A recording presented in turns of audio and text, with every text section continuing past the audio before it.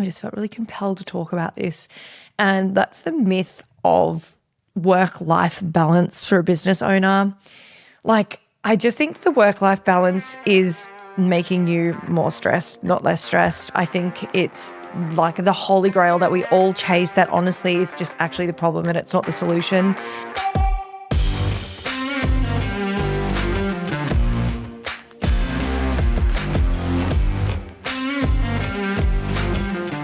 This podcast is being recorded on Gubby Gubby land. We pay our respects to the traditional custodians of this land, our country, and elders past and present.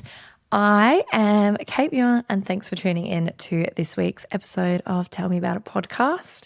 This was kind of a spontaneous one today, but I don't know. A few weeks ago, it was 5 p.m. on a Wednesday. I was slamming my laptop shut. I was like, nope, I'm not doing any more work. I'm going to achieve work-life balance and, really like punish myself. I'm meant to have boundaries. I'm meant to be present for my husband. I'm meant to be tuning out.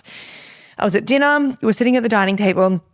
And my phone went off, and the client that I had been chatting to for like 2 months was finally ready to have a phone conversation. She'd finished work earlier than expected. And I was like, shit, this is a 5-figure contract. This is 30 grand to me. But then I was like, no, it's after 5. I'm sitting having dinner with my husband. I'm going to put my phone down and I'm going to ignore it. Cam was telling me about his day, and honestly, I was only half there. My brain, in my head, I was drafting like the perfect response, thinking about that 30 grand, imagining what I can do with this client and how much I can help her. And I also kind of know that my clients are the type that if you don't like get them while they're hot, you lose the lead.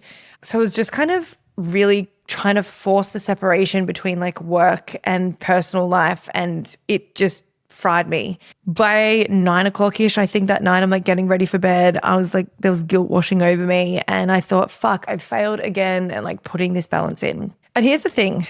I don't actually need better boundaries. I actually have really good boundaries. And I realized that I needed to stop balancing 2 competing lives and actually start blending them into one, because that's how I exist. Business owners kind of understand that our business is actually part of our identity, and like work-life balance isn't just unrealistic, it's kind of destructive. You sort of start punishing yourself and self-flagellating for like not being here or not being there or not doing this or not doing that, and you always feel this guilt of like being pulled in one way or the other. But today I was thinking about this, and this is why I really wanted to talk about why it's time to, I guess, abandon the balance myth and embrace the blend. So again, I'm just going to start this off with like the myth of balance and why work-life balance is an outdated concept. Anyone who's listening is probably entrepreneurial. That's probably why you're listening to me. I guess that's who I am and who I've been for the last 16 years. But balance assumes that work and life are opposing forces, fighting for your time, fighting for your energy, fighting for your brain space, like 2 sides of a scale that can just never both win. They can never balance. And like I mentioned, for entrepreneurial people and business owners, and especially small business owners, the separation is artificial. Like, your business isn't something you do, it's part of who we are. And, nobody wants work to be their identifier, but unfortunate thing is it is. I don't think it's unfortunate, but I guess some people do. My biggest breakthroughs, and I'm going to speak about my experience because I know so many of you are relatable to me, and I can only speak from my own experience. I can't speak of the experience of others, but my biggest breakthroughs like never ever happen between 9 and 5, ever. They happen in the shower, they happen on walks, they happen when I'm driving, they happen during conversations with friends, they happen in like the most weird, annoying times. Sometimes they happen in the middle of the night and I have to stop, wake up, punch something in my phone, because that's when the best things come up for me. That's when the best information comes up for me. And trying to contain how my brain works into set hours is like trying to schedule creativity and flow, and it like kills the very thing that makes me successful anyway. Modern business ownership, I think, is extremely personal, and your network is your net worth, and your clients become your friends, and your team might include your spouse. It might be your best friend. It might be, in my case, my sister. It might be your kids who help with social media. Like, where do you exactly draw the line between working and home life and how they're 2 separate things? How do you blend, or how do you separate work relationships and life relationships when technically they will blend? Like, you can't. You don't. Success in entrepreneurship, and I think any of you who are in this grind and have been for a long time knows that it actually requires obsession. It requires not balance. That's why so many people can't do it. They can't obsess. They buy into the guilt. They need to separate. They can't work at all hours. They can't do the things that we're cut out to do. Most people are not cut out for entrepreneurship. And every successful business owner will tell you also that there are seasons, maybe years, where the business demands everything of you. It takes every ounce of brain space, every minute of your day, every bit of energy, every bit of time. It consumes you, but it needs that. So again, just the myth of just the balanced entrepreneur working 9 to 5 and not blah, blah, blah, and not doing this. It's just a myth that sets unrealistic expectations. And I think that leaves us open for just self-punishment and self-flagellation and just like really guilting ourselves and making ourselves feel like shit because we just couldn't balance something or we couldn't do something. It's not real. It's not real. And I also think that like when you love what you do, forcing yourself to stop working at an arbitrary time just feels like punishment, like not self-care. So I think we can kind of have that opposite effect when we're just kind of like, no, we have to stop because society says we have to stop. And because everybody who does work at 9 to 5, no shade to you people, that's fine. Like because you do that, we have to do that. That's not kind of how it works. And then you always feel like you're cheating on your business. It's like telling an artist to only paint during business hours or an athlete like to not train when they feel like training. Or to only think about their sport at practice. They can't think about anything else. Like the energy that you try to spend maintaining rigid boundaries between work and life is energy that you could be spending building something amazing. You could be putting it into something that you really feel passionately about or something that you want to execute. And like the more that you try to like mentally compartmentalize, like, you know, the separation between things actually creates more stress than simply just accepting that who you are is business. That's very different to a lot of people. Who you are is also a family person, a mum, a fucking dad, a whatever you want to call yourself, a spouse, a partner, a kid, yourself, whatever. Stop trying to separate it. Stop trying to like compartmentalize it and just let it blend. Just let it fucking blend. I also kind of like, I have a few points to touch on here, like expanding on this, because I think that we also overlook some of these things. And that is like, first of all, the prehistoric belief that the 40-hour work week works. Okay. If you like transition into when that kind of came to fruition and when that all happened, it was designed in the industrial age when one person worked while another person completely managed the household so that a working person didn't have to do anything around the household. So the model assumed that someone, usually the woman in the relationship, was handling groceries, cooking, cleaning, child rearing, life administration, literally everything, right? And then predominantly the man would go to work their 40-hour work week, come home, dinner was on the table, kids are sorted, you know, life sorted. And also it had this framework that it was affordable to live on one wage. Like, can you fucking imagine? I literally do not know a single adult that's in a relationship that doesn't have two working people because it literally costs two incomes to exist in 2025. So most households have all adults working. And we're still sitting here trying to like squeeze modern life into a framework from the 1920s. Like it doesn't fit. It doesn't work. Square peg, round hole is kind of what came to mind when I just said that then. We're trying to do something that isn't real and it isn't true and it's not what's happening. It's not real life. We have to pivot. We have to adapt. Life is too expensive. Most households require two incomes just to exist. So on that, shout out to my brothers and sisters who are also doing it solo. That was me for a very long time. And honestly, you deserve a fucking medal because it's getting harder and harder and harder to do that. It's probably also why there's so many people still living with housemates in their 40s, 50s and beyond. But just back to my point on that, like we have to stop punishing ourselves for not being able to do it all because we literally cannot. We cannot. It's just not there. So in that, even if you are a working person, sometimes sometimes your personal life has to overtake the need to work and sometimes your work has to overtake the need to do something in your personal life. Sometimes you have to miss out on things and we shouldn't be sitting here punishing ourselves being like, oh my God, I'm missing out on blah, blah, blah, blah. It's not real. Stop it. So the next thing I want to talk about is like what the work-life blend actually looks like. And I guess overall, like the thought here is it's like permission-based living. It's giving yourself permission to handle an urgent client issue during dinner, which happens to me frequently because my clients work into the night. So they'll be calling me while I'm sitting on the couch, trying to wind down, trying to watch something. And I know I've got to help them in that moment. I want to help them in that moment because I care about them. I care about their business. I care about their life. I care about their needs in that moment as much as my own. It's giving myself permission to be like, hey, I need to stop this TV show to my husband and just like take the call, deal with it, and then get back to my life. It's also having permission to take a random Wednesday morning off work and go surfing because the surf's really good because that's what you want to do in that morning. The blend means it's less about scorekeeping and it's just about doing and it's about feeling and it's about prioritizing whatever feels right to you in that moment. I know for a lot of us, our office becomes anywhere that we're inspired to work. It can be my kitchen bench at 5 a.m. when the house is quiet because I've woken up at some ungodly hour because my brain won't turn off. It could be, I know my staff do this. They go and they sit at a cafe and they have a wine and they do their work. It could be in your car between school drop-offs and pickups with your kids. The blend means working where life happens and allowing that to happen. And creatives get this too. Like there's no control over when that flow happens or when that need to pick it up and do that thing happens. But if you miss the window, you never know when it's going to come back again. And it could be like weeks, days, months, hours, could come up at some other really annoying time. So we've just got to feel in and go with it. I also want to kind of highlight here that family holidays can sometimes become working holidays, and that's also okay.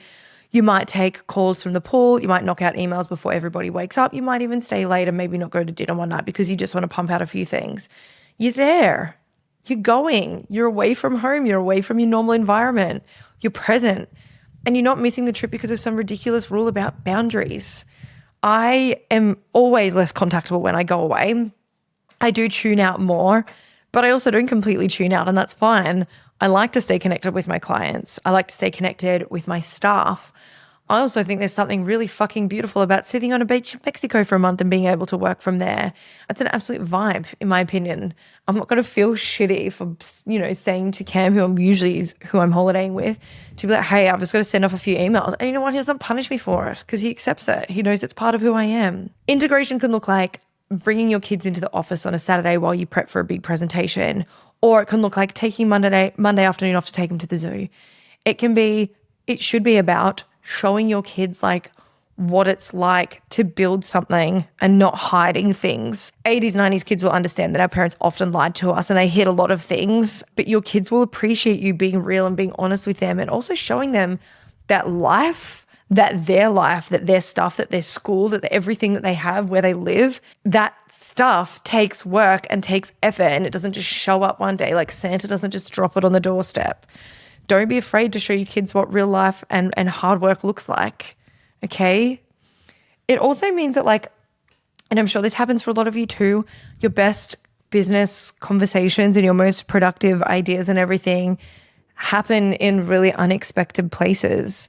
Walking meetings where we solve problems and get my steps in, coffee, or not in my case because I drink Red Bull, with my colleagues, it turns into strategy planning, or even date night where Cam and I sit there and we talk about the big ideas. We talk about what we're doing next. We talk about how we're investing. We talk about what our future looks like. If you can't have those really big, in-depth conversations with those people, then you're not doing it right. I also think, and it took me a long time to lean into this as well, that technology becomes your friend and not your enemy. There's this stigma around smartphones being a leash, or that we're all glued to them, or that we all can't let them go, or we all are just obsessed with them. I don't think it's a leash. I think it's freedom. If you're sitting there gaming and stuff and that takes your brain away from something for a while and that helps you to just tune out and go to another world, fine, do that. If you are happy sitting there and messaging people and communicating with people and building rapport and networking, then you do that. If you want to take phone calls all day because that's your life, then do that too. It's always funny to me because it's always fucking boomers that say this. If you look at any photo, on a train where people are commuting nowadays and everybody's sitting there with an iPhone in their hand or sitting there with their smartphones and their headset on and they're, whatever, in their own world. If you take the same photo, but from years and years, 100 years ago, they're all sitting there with a fucking newspaper. It's the same thing. Okay? The beautiful thing about smartphones is, opposed to reading about the news after the fact, is we're connected and it's real time and it's happening as it's happening. It means I can meet my friends. It means I can attend things and still respond to texts and emails and social media messages. And I'm not choosing between being social and being on my phone, or having to leave something somewhere, or not being able to communicate, and I'm not restricted. And also probably should throw in there too, if you have people in your life, friends, family, who throw some venom, backhanded, condescending comment at you about, oh my God, you're always attached to your phone. Are you so obsessed with your phone? Or, what could be so important that you can't concentrate on this? Or they hold that against you. Consider if they really should be in your life. Pump the brakes on them. Nobody needs that shit. Honestly, your friends and your loved ones should be blindly supportive of you. They should support you in every which way. And if your friends and your people in your life aren't doing that, move on. I think it was one of the first comments at the top there. I said, it's about your network defines your net worth. And it really fucking does. If you're hanging out with plebs, you'll become them. If you're hanging out with people who accept that, all of us have different jobs and different roles and different responsibilities and different family lives and different everything, and they're accepting of that, they're your people. You'll become the most like them. So the blend means your energy, not the clock, dictates your schedule. Creative burst at 10 p.m., go with it. That is me as fuck when I wrote this down. If you're feeling fried at 2, go for a walk. If you want to work with your natural rhythms instead of against them, do that. I know I'm very led now by my menstrual cycle. I know that's true of a lot of women these days. I might have a whole heap of things scheduled that I just don't get done, and that's okay because I'm not feeling up to it, and I know I'm not going to perform or do my best work when I'm not feeling it. And on the contrast to that, I might have nothing booked in, and then all of a sudden I want to pick up a task or do something new or create something new because I am feeling it. We've got to learn to go with it. And look, following on from my burnout episode a couple of weeks ago, I kind of want to acknowledge that a huge part of mental burnout, and this was kind of the whole basis of this episode, was actually the pressure that we put on ourselves for doing too much, or, the juxtaposition to that is not doing enough. So we might be doing too much work, not enough family, too much family, not enough work. That push-pull that we do to ourselves. Also, the mental pressure of having to skip things or skip tasks or deviate completely because we had to prioritize other things that needed our attention or our action in that very moment. I'm also not delusional to realize that a lot of you listening are actually kind of in what I call the grind and grow stage, where you don't have an abundance of funds and or time and or staff and or whatever to kind of really provide a bit of balance at the moment. And I'm going to talk a little bit about that too. But the mental load that we carry because we punish ourselves for not doing what we'd set out to do or things not going to plan, there's actually such power in being like, hey, that can't happen today. I've got to do this instead. I've got to prioritize this differently than fucking punishing yourself because you didn't get an email sent. No one's going to die. Okay, unless you're in medicine, I'm sure no one's going to die. I also kind of want to look, hear me out too, because I'm also not delusional to understand that appointment-based businesses are somewhat limited with freedom because obviously you have a commitment to show up to your clients physically, especially if it's a physical job like hairdressing, like barbering, like something like that so many of my clients do. So I want to acknowledge you for a moment and give you a little strategy that worked for me. Many years ago when I was on the floor, I employed 24 hairdressers and 7 barbers at this stage. And I think I had a few people in my office as well. And that was a completely different life to where my life is now. And, now I can literally work anywhere that has Wi-Fi. And even sometimes I can work in places that don't have Wi-Fi. But you may want to consider incorporating some structure into your work-life plans. And if you're one of my clients, you would have heard about this because I talk about it a lot because it kind of it changed the game for me. That is what I call a planning week strategy. When I was hairdressing and barbering, most of my clients were on a 5-week cycle. And the beauty of that was that I could every 5th week have a planning week, which marked out where I had absolutely no client bookings. It wasn't necessarily a vacation. It was marked out as strategic thinking and catch-up time. So if I needed a break or a night away, I would book it then. If I needed a little staycation, just reset, realign type vibe, I would do that. If I needed to catch up on my to-do list that was longer than my arm, I would do that here. If I had staff appraisals, marketing strategies, planning, anything else that I had to catch up on, it was done in my planning week. And the reason for that was I had a responsibility to my business at that stage to be on the floor. I had a responsibility to my clients to be on the floor. And when I was working 50, 60 hours a week on the floor, I didn't have just this abundance of time to fit in stuff in and out of everywhere else in my business. And I know that this was just really helpful in that stage before I did step off the floor completely, which did happen for me shortly after I started doing this because 1 week became 2 weeks, became 3 weeks, became no weeks at all. And, I'll talk about that process again one day, but basically the planning week was putting my head back on my shoulders and prevented the constant feeling of being in the business but not on the business. And I know that it can be a really petrifying thought of having a week off of paying customers. However, if you price right, it's easy, and that episode's coming, I promise you. But with that too, it does take a village to create success in business and to really aid in that work-life blend. And outsourcing is not optional, it's essential. You speak to the most important people in the world, they don't do it all themselves. They have a whole team behind them. They have a whole village behind them. And I also think that like the solo entrepreneur myth is killing business, because behind every self-made success story is a team that you don't see. The assistant managing the inbox, the subby handling the books, the automation managing their funnels and their marketing. Like pretending or telling yourself that you can do it all is just bullshit. Like, shut the fuck up. It's actually really naive. It's not heroic at all. Yes, at the start you have to do that, but it shouldn't be forever. And like for clarification on that too, I have 3 staff in my business, 60 hours a week. I literally outsource to them, so that allows me to work on the creative stuff, on the clients, on the things that I enjoy, and also the things that I'm good at. Like, fuck me, it would take me 2 hours to put together a MailChimp email, but I've got someone in my team who can do it in 10.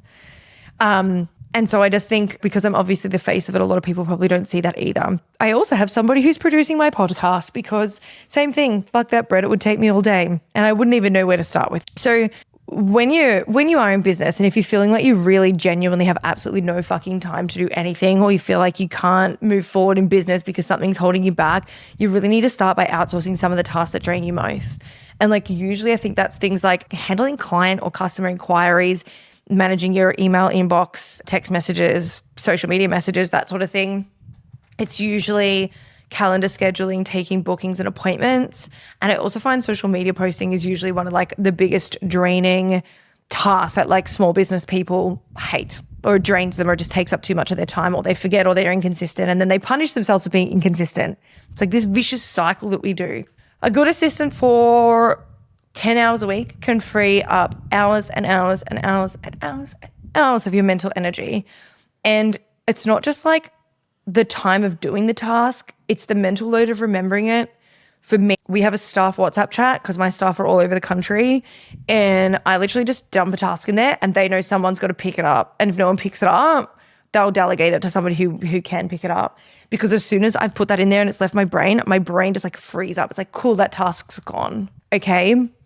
Your zone of genius, I don't know if you guys have ever heard of like your state of genius. We talk about it at some of my retreats and things like that, but your zone of genius is probably actually about 20% of what you do. And the other 80% is honestly probably shit that you can give to someone else who will probably do a better job at it, because that's their zone of genius. Every hour you spend on shit like bookkeeping is an hour you're not spending on a client or on a strategy or on money making or on sales or on innovating something new and exciting. The things that actually grow your business and the things that actually pay you better. Sourcing transforms everything. When you stop doing everything, you stop being exhausted by everything. You show up at dinner present, not depleted. Your weekends become actual weekends because someone else is handling the start of week prep work, or even doing your fucking food prep or whatever. I find that also like your progression becomes more predictable, right? First, you're outsourcing all your admin tasks and all that shit that you hate, your emailing, your scheduling, all the data entry. Then you're outsourcing your technical things like your bookkeeping, your website, your graphic design, your posting, your social media and stuff like that. Then you kind of start to outsource more of like your specialized things like your content creation, your customer service, your project management, anything like that. And finally, you end up only doing what you love and what pays you well. And probably with that too, and like I know that I hear this a lot, that people are just like, oh my God, I just can't find the perfect staff. It would be very shocking if the first person you hired was like the perfect hire. Your perfect hire does not exist. Plastic people don't work very hard. They just kind of sit there. You need to stop fighting for perfect and find the person who's like 70% ready and train them to be perfect for how you operate. Okay, no one's going to step out of one business, step into your business and absolutely nail it right off the bat. So stop looking for perfect people. And also, perfect people work for themselves. Why would they work for somebody else if they're so good at what they do? And you know what? If it doesn't work out, who cares next? Everyone's replaceable. You've got to start sort of being strategic and creating a bit of a plan about this. And look, when you think about it, I know a lot of people also say to me, I hear this all the time in my coaching business, oh, I just don't know how I can afford a housekeeper. If you are charging out in your business at say $200 an hour and your housekeeper is $50 an hour, cleaning my house would take me all day. I would get distracted. I would see something shiny and I'd want to go over there. It would take a whole fucking day out of my life. I could instead spend 8 hours in my business at $200 an hour and create $1,600 an hour, $1,600 overall. Okay. And then I'm paying a housekeeper, 4 hours to come in and do something that would take me all day. It's $200. You're literally making more money by spending the money in the right places and investing it in the right places. Your return on investment for a lot of these things should be immediate and should be really obvious. Same thing if you're like, let's stick to that $200 an hour example. If you're paying an assistant, $20 to $25 an hour, okay, plus expenses, whatever. But if you are earning $200 an hour and then you're investing that $200 into an assistant, that's an 8 times return immediately. So for 1 hour of work, you're paying for 8 hours of an assistant. It's just when you change that perception of outsourcing as being expensive and actually as working out that you're buying your time back and you're creating more of a blend and you're creating realistically more balance or more freedom, everything changes. Everything changes. So stop thinking small and stop thinking you can't and start thinking like a successful business owner. This is how the most successful people buy back their time and buy back their brain cells. Do you know how much, if I had to clean my own house, do you know how much time I would sit there avoiding it and finding other things to do, and then it would bog me down because I'd be sitting there going, fuck, I've got to clean my house today, rather than Savannah, my beautiful cleaner who came this morning. She was in and out in 5 hours. Love her. And my house smells fresh and everything's clean. Like, it's not actually only about the time. It's about what it does for your brain. It's for your brain. So yeah, let's start thinking about ways that you can actually start to outsource, because I know a lot of you are feeling really bogged down. I also kind of wanted to, I guess, almost kind of finish on these last 2 topics, but one of them is that the juice is worth the squeeze. Anyone who's been in business for a long time will tell you that there is a rhythm of like business seasons and entrepreneurial seasons.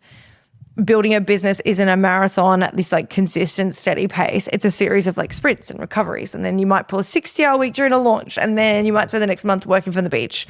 And the work-life blend means accepting these natural ebbs and flows instead of fighting them. And like, I read this quote on Instagram this morning. I loved it.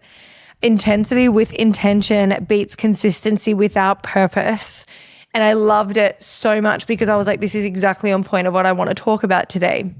So focused 80-month pushes to build something meaningful create more freedom than 10 years of balanced mediocrity, okay? The goal isn't perpetual grinding. It should be strategic intensity that like buys you the options to do whatever the fuck you want.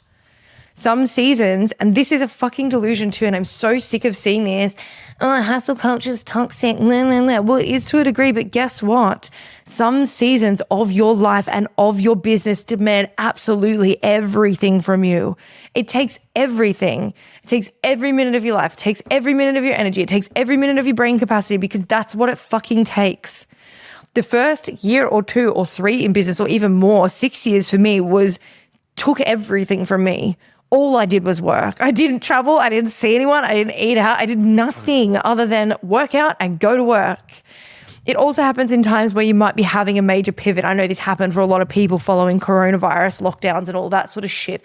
It also happens really commonly for my clients. So I find for most businesses, they can get to the $500,000 to $750,000 a year turnover pretty easily. That's not a really hard thing to do for most people, but it's that jump from that 750 into the 7 figures that is this like, that scale is like really, really difficult for a lot of people. And so these moments actually require, you might have been in business 10 years, but those moments actually require you to step in fully for a whole season, and they require obsession, and they require just pig-headed discipline. So like pretending you can build something extraordinary while maintaining perfect balance is honestly like how dreams die slow and painful deaths. It's not true. It's not possible. Anyone who becomes an overnight success doesn't show you the 10 years it took to make them that overnight success. And I also think with that, on the complete contrast to that, is that like life heavy seasons aren't failures. They are part of the plan. They're part of your journey. They're part of your divine timing. Like just roll with that too. Taking a few weeks off for illness, having babies, spending a summer traveling, just pulling back because you just need a breather. I did that when I first moved to Queensland. I pretty much had a year where I was like, you know what? I'm going to work 3 days a week. I actually need a breather. I've worked full-time for fucking 20 years. I'm tired. And I just wanted to breathe there, and I wanted to get used to my new hometown, and I wanted to explore what Southeast Queensland had to offer. So that isn't necessarily a business or career interruption. Yes, it might slow things down, or it might halt things, or it might just push pause on things where they are, but they're not roadblocks necessarily. They're part of the seasons. They're what you're building a business to be able to enable as well. So like, stop fighting them too, and stop feeling guilty if you have to do those things. Look, and like freedom, I guess, comes from front loading the work. Those intense, full on, debilitatingly painful early years aren't always the permanent plan. They are the price of admission into success and into business. You're building systems, you're learning, you're making mistakes, you're building a team, you're building revenue streams that eventually run without you, but first you have to build them, and that takes everything you got. And you have to, if you want to be successful in business and if you want to have a really good work-life blend. I post this all the time because I believe in it wholeheartedly. You have to work like nobody else will, or you will never be able to live the rest of your life like nobody else can. How many people do you know that still work until they're 75? Because they have to. They don't have the choice. They haven't done anything structural throughout their life. They haven't given 110% like you have. The blend evolves as your business matures. Your business changes. Your life changes. Everything grows. Year 1 might be like 80% work and then like 20% life. Year 5 might completely swap that around. The beauty is that with the right steps in place and playing the right gears, you get to choose based on what the business needs and what your life demands, not what some fucking prehistoric work-life balance formula dictates. I also love this one. I heard this from one of my mentors, that success creates options, not obligations. Every level you reach opens new possibilities, but it also can add more things to your plate. So you've got to kind of like get in there, reach the new level, and just pivot and work out what it is that you need to do. And the intense seasons really do earn you the right to choose. And also with that, if you are in like I said, the grind and grow stage is what I like to call it, your future self will thank you for your current hustle. Those late nights that are like building systems, communicating with clients, all of those things will become morning sleep-ins eventually. Those missed happy hours will become month-long vacations, right? The sacrifice weekends become the freedom to never miss another footy game or another whatever your kid's doing. It's not grinding forever. It's about grinding with purpose and always with the end in mind. I kind of wanted to finish on this because this is kind of an important topic. And it's kind of deviating a little bit from today, but the make or break truth about relationships in entrepreneurship is that you don't have to have a partner at all. Some people absolutely crush it solo. I did for a very, very, very long time. But if you are going to have a partner to be able to help you in your life, they need to be 120% on board. And if they're not the right partner for you. And it's the same if you're maybe the person who doesn't want to work as much and you are with the partner who's really entrepreneurial. If you're not 100% supportive and in belief of everything that they're doing and everything that they want to achieve, well, then you're probably not the right partner for them, but they're not the right partner for you either. If your partner needs to be a rocket booster, they can't be an anchor.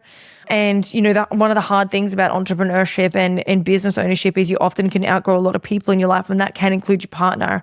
They can sometimes come up and level up and meet you at the top, but otherwise they don't, and you leave them for dust. You know, my first marriage was like that. I married a man who I thought was awesome. Ended up he was an abusive, horrible asshole, because as soon as I started to be shiny and step into my power and be really successful, that held a mirror up to all of his fundamental flaws and all of his issues within himself. And now I'm married to like the best person ever. And he's like the first person to celebrate me. He's always checking in and asking how my sales calls went. He's always asking about my team. He's always asking me what I'm working on. He absolutely holds it down while I'm traveling and doing education and, you know, moving all over the country and beyond. And if I didn't have that, if I wasn't with him, I wouldn't have somebody at all. The wrong partner can literally become your biggest business expense. And that's just not financially, but also emotionally. Every like argument about working late, or every guilt trip about missing out on something, or every passive aggressive comment about priorities, they compound and they just tax your dreams, and they eventually just bankrupt you and break you and leave you like an absolute blubbering, blithering mess like I was. And then the right partner will make the entire blend possible. He'll bring me a Red Bull when I'm sitting at my desk really late at night to make sure that I'm happy and I can get my launch done. He'll celebrate me harder than I celebrate me. And he handles the logistics when I'm in absolute build mode, or when I'm just absolutely plebing out and I can't do anything around the household. With a great partner, you've already won half the war. So if you are going to have one, choose a good one. And if you choose the wrong one, you're not a tree, you're not stuck, you can move. So I guess I want to end this potty today by reinforcing that work-life blend isn't about having it all at once. It's about having it all over time. The blend is about designing a life where business life and personal fulfillment enhance each other rather than compete. And that doesn't happen overnight. But you also need to let it happen. It also is permission to be fully present in whatever you're doing, whether that is signing up a new client, whether that's making a sale, whether that's playing with your kids. And you need to do that without the guilt of like what you should be doing instead. If you want to be successful in business, you have to understand that work-life balance is fucking ridiculous. It's stupid. It's outdated. And honestly, I don't think it's possible in 2025 and beyond, nor should it be the goal. The blend though, the work-life blend is where it's at, and that's what you should be aiming for.